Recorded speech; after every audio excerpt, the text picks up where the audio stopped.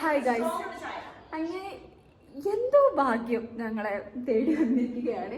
നമ്മൾ നടന്നു വരുന്ന വഴി ഒരു ചെങ്ങായിനെ കണ്ടു.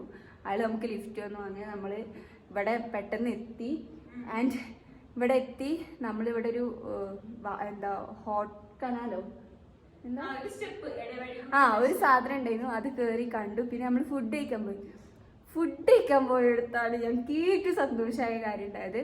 ഫസ്റ്റ് ഓഫ് ഓൾ ഞങ്ങൾക്ക് നല്ല അടിപൊളി ചായ കിട്ടി. അടിപൊളി എന്ന് പറഞ്ഞാൽ അടിപൊളി, അത് അൺലിമിറ്റഡ്, എത്ര വേണമെങ്കിലും.